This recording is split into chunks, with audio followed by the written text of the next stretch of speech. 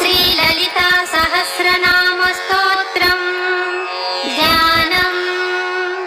अरुणां करुणातरङ्गिताक्षीं धृतपाशाङ्कुशपुष्पबाणचापाम् अणिमादिभिरामृतां मयूखैः अहमित्येव विभावये भवानीं। ध्यायेत् पद्मासनस्तां विकसितवदनां पद्मपत्रायताक्षीं हेमाभां पीतवस्त्रां करकलितलसद्देम पद्माम्बराङ्गीं सर्वालङ्कारयुक्तां सततमभयदां भक्तनम्रां भवानीं।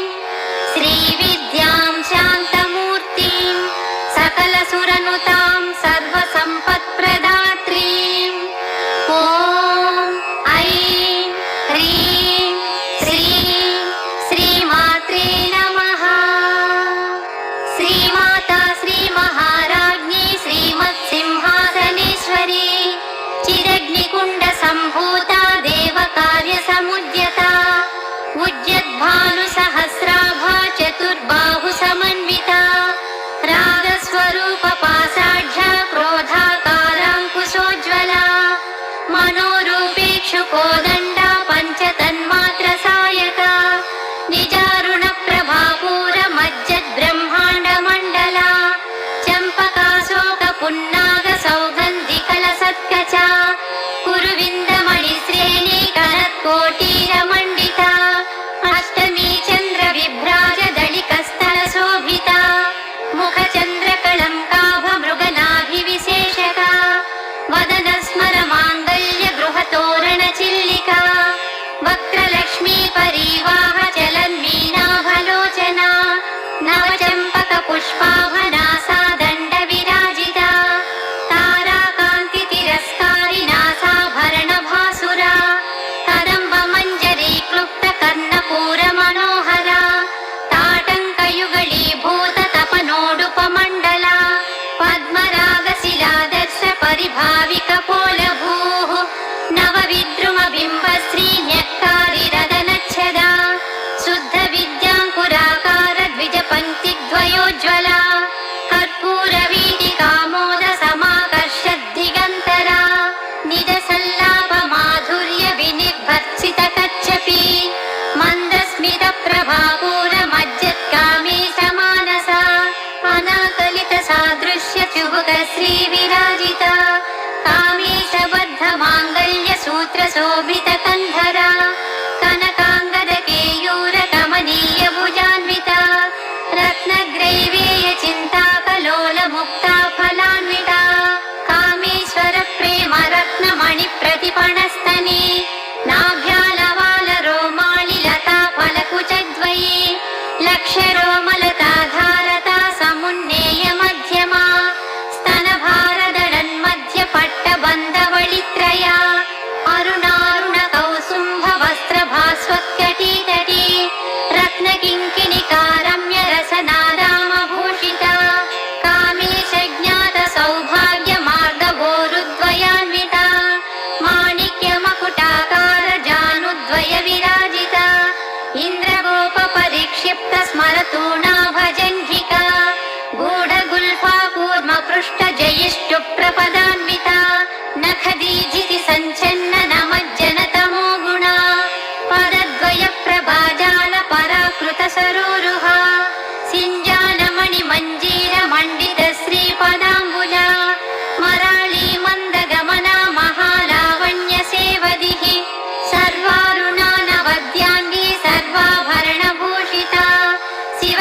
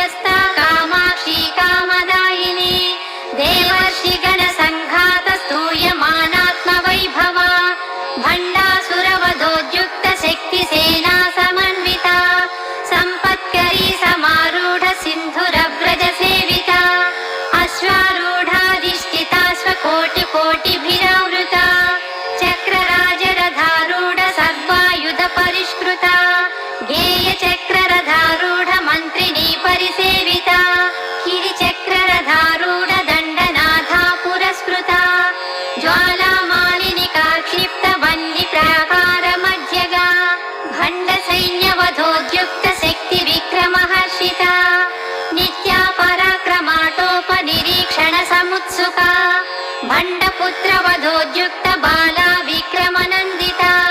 मन्त्रिण्यम्बा विरचित विषङ्गवधतोषिता विशुक्रप्राणहरण वाराही वीर्यनन्दिता कामेश्वर मुखालोककल्पित श्रीगणेश्वरा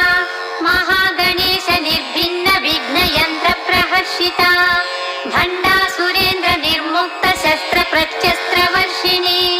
कराङ्गुलिनखोत्पन्न नारायण दशाकृतिः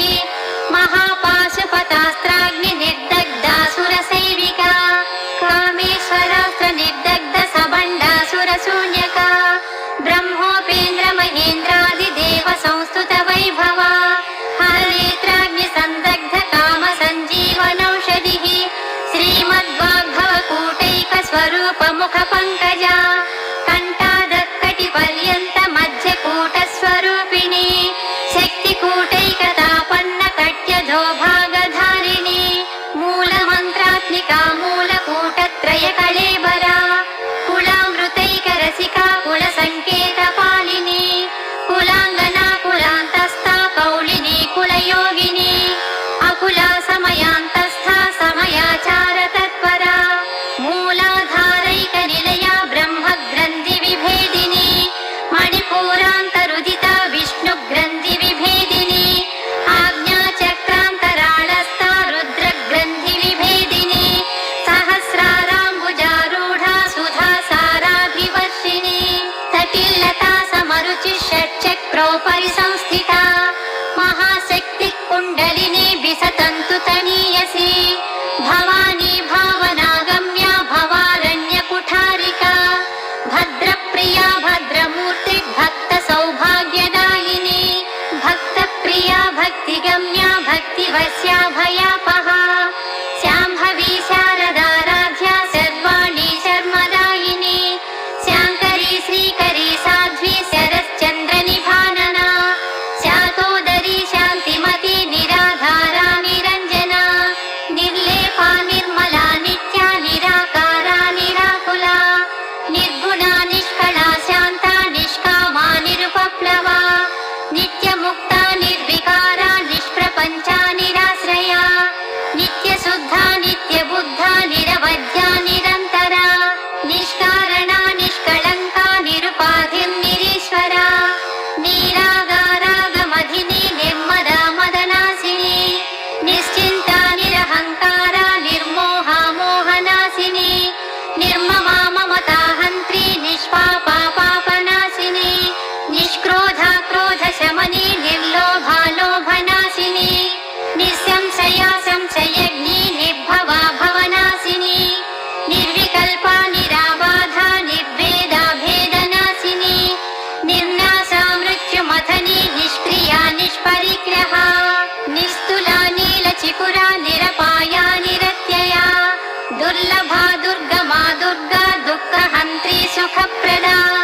दुष्टदूरा दुराचार शमनी दोषवर्जिता सर्वज्ञा सान्द्र करुणा समानाधिकवर्जिता सर्वशक्तिमयी सर्वमङ्गला सद्गतिप्रदा सर्वेश्वरी सर्वमयी सर्वमन्त्रस्वरूपिणी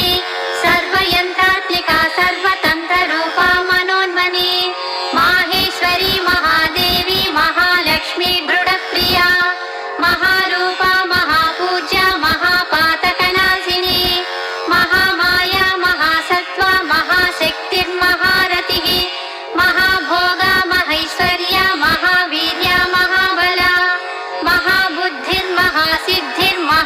महाबुद्धिर्महासिद्धिर्महायोगीश्वरेश्वरी महातन्त्रा महामन्त्रा महायन्त्रा महासना महायागक्रमाराध्या महाभैरव पूजिता महेश्वर महाकल्प महाताण्डव साक्षिणी महाकामेश महिषी महात्रिपुरसुन्दरी चतुष्षष्ट्युपचाराढ्या चतुष्षष्टिकलामयी महाचतुष्षष्टिकोटियोगिनी गणसेविता मनुविद्या चन्द्रविद्या चन्द्रमण्डलमध्यगा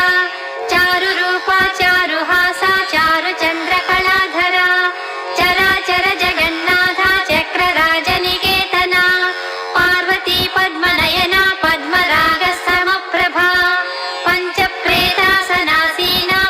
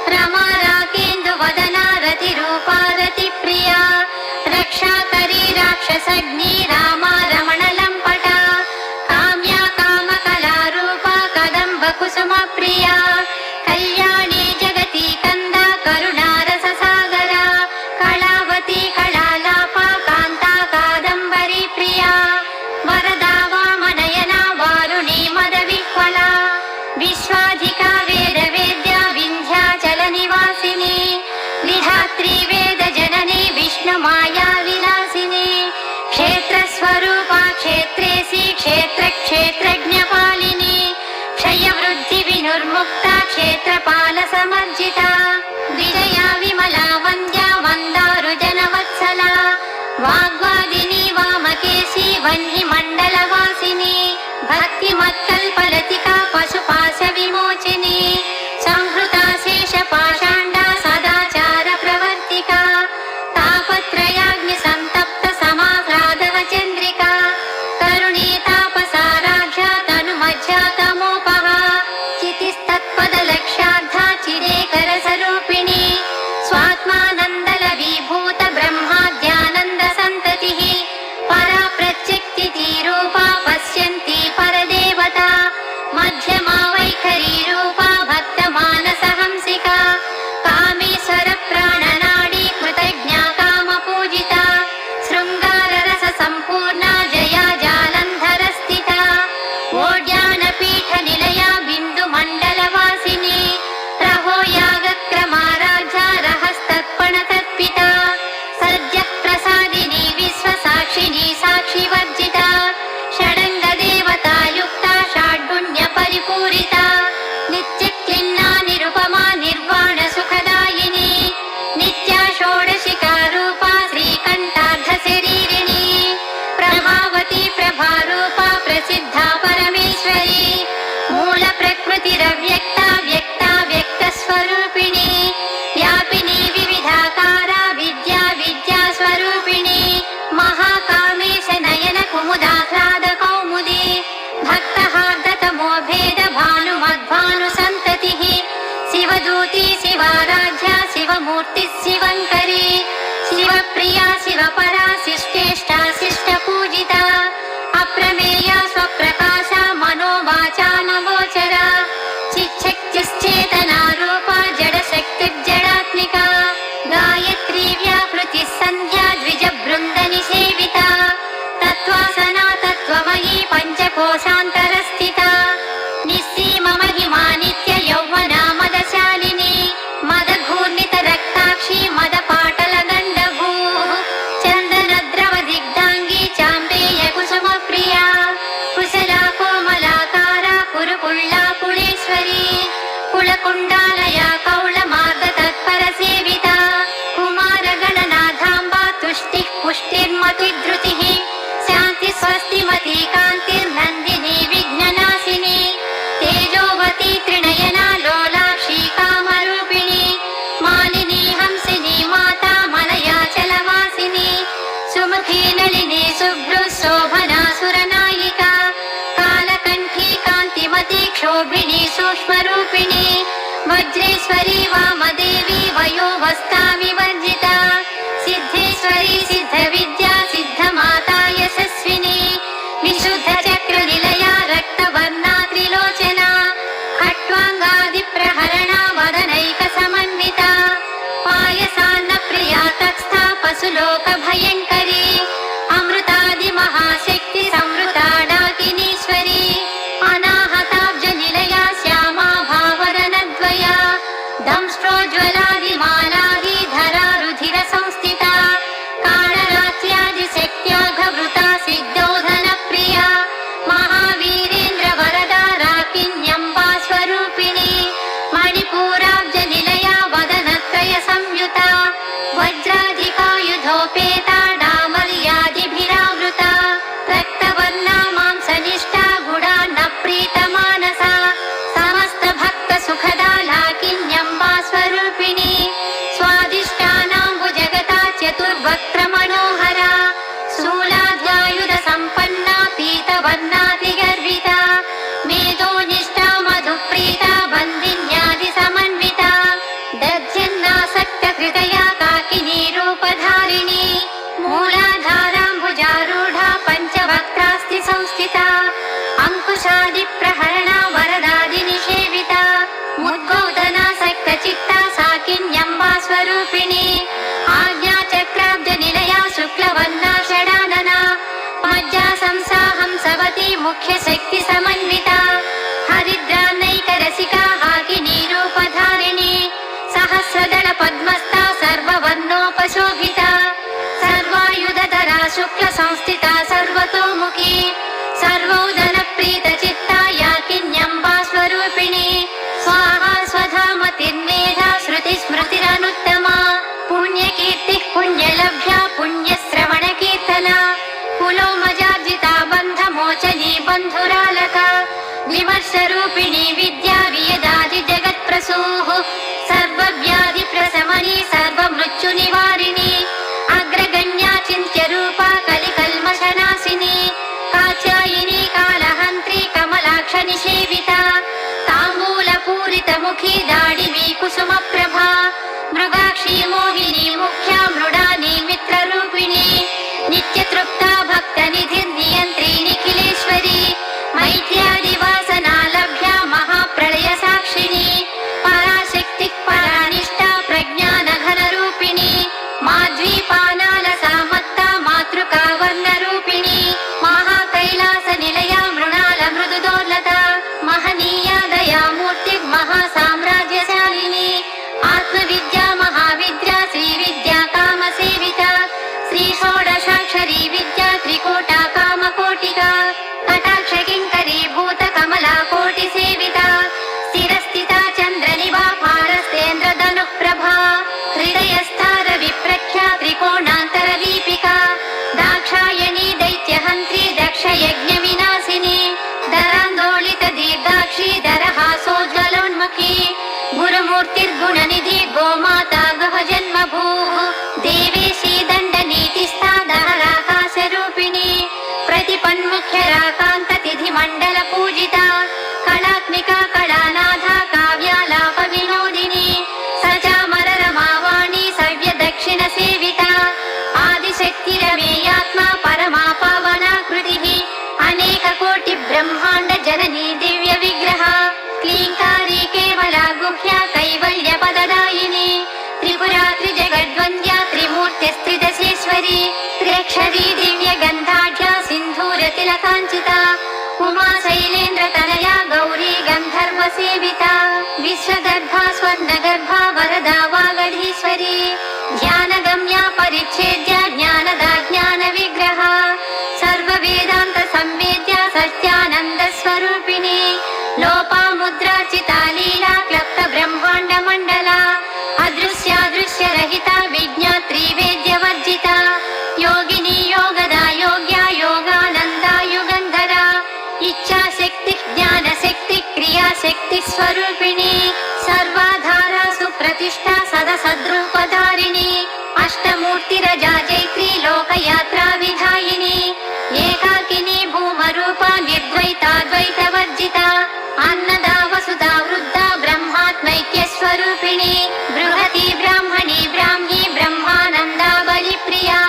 भाषारूपा बृहत्सेना भावा भावविवर्जिता सुखाराज्या शुभकरी शोभना सुलभागतिः राजराजेश्वरी राज्यदायिनी राज्यवल्लभा राजतृपा राजपीठनिवेशित निजाश्रिता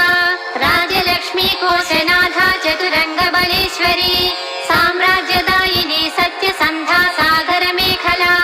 दीक्षिता दैत्यशमनी सर्वलोकवशङ्करी सर्वार्धदात्री सावित्री सच्चिदानन्दरूपिणी देशकाला परिच्छिन्ना सर्वगा सर्वमोहिनी